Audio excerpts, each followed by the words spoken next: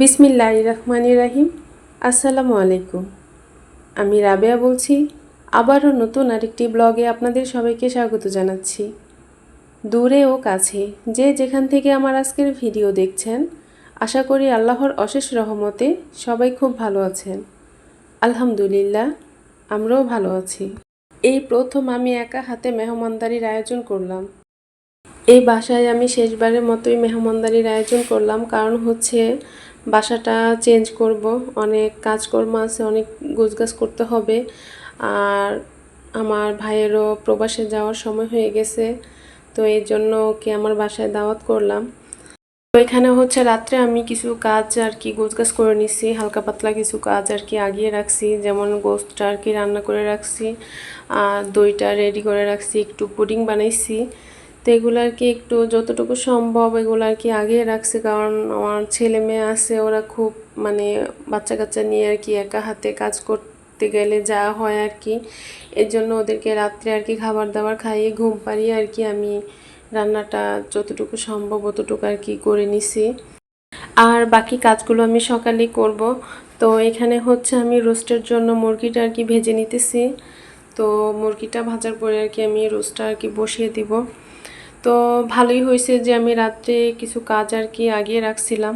তো রাত্রে কাজগুলো আর কি আগিয়ে রাখার জন্যই সকালের কাজগুলো আমার জন্য একটু সহজ হয়েছে, নয়তো একটু হেজিবিজি হয়ে যেত। তারপরে হচ্ছে আমি আমার বাকি কাজগুলো একে একে কমপ্লিট করে নেব। পোলাও, জর্দা, কাবাব যা যা সেগুলো আর কি গোছগাছ করে নেব। বাসায় যখন মেহমান আসে আর যখন আমার হাতে অনেক কাজ থাকে, তখন যে আমার ছেলে মেয়েগুলা এত পরিমাণে জ্বালায়, বিরক্ত করে যা বলার বাহিরে।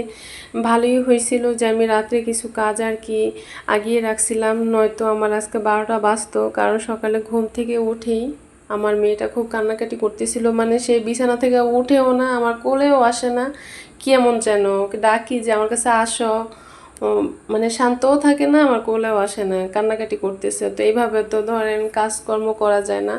তো চুলাটা অফ করে ওকে একটু সময় দিছি, দেওয়ার পরে তারপরে আবারও রান্নাঘরে গেছি, আবারও শুরু হয়েছে ওর কান্নাকাটি, আবারও চুলা অফ করছি। তো এইভাবে আর কি বাকি কাজগুলা কমপ্লিট করলাম।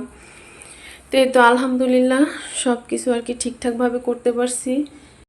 এই তো এখানে আমার পোলাওটা হয়ে গেছে। আর আজকে হচ্ছে পোলাওটা আমি মানে চালটা ভাজি নাই, একত্রে সব কিছু দিয়ে আর কি তারপরে চালটা দিয়ে নিছি, পানির সাথে আর কি যা যা প্রয়োজন সব কিছু দিয়ে নিছি, দিয়ে একটু ফুটিয়ে তারপরে চালটা দিয়ে দিছি। এই তো আমার পোলাওটা হয়ে গেছে, এখন আর কি জর্দাটা আর কি রেডি করতেছি। তো আমি হচ্ছে আজকে ফার্স্ট টাইম জর্দা রান্না করতেছি, এর আগে কখনোই আমি জর্দা রান্না করি নাই।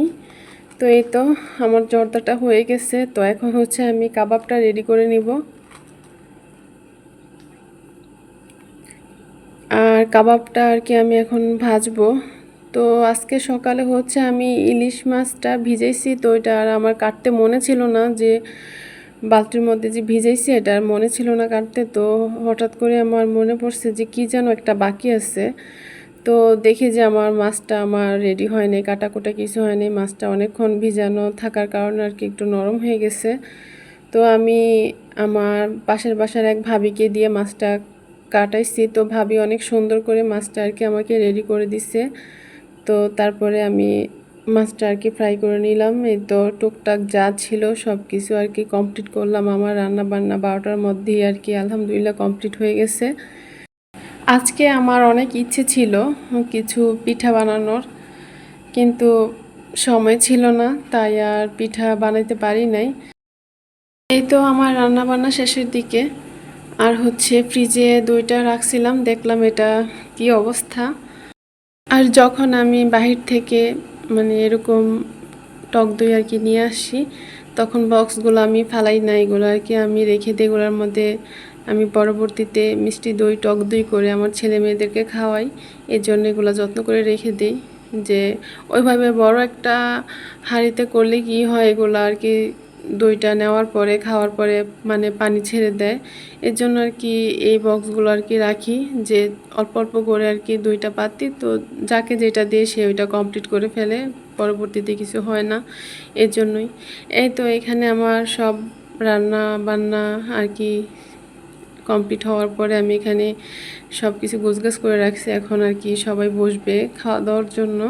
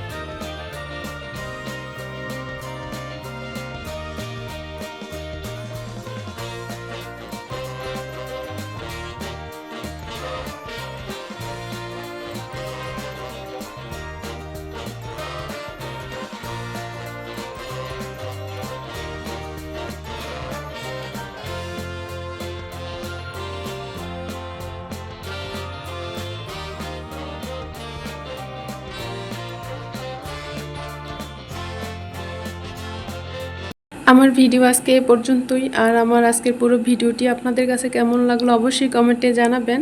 আর আপনারা সবাই ভালো থাকবেন, সুস্থ থাকবেন, সুন্দর থাকবেন, আর আমাদের জন্য দোয়া করবেন। আমরা আপনাদের জন্য দোয়া করি। আল্লাহ হাফেজ। আসসালামু আলাইকুম।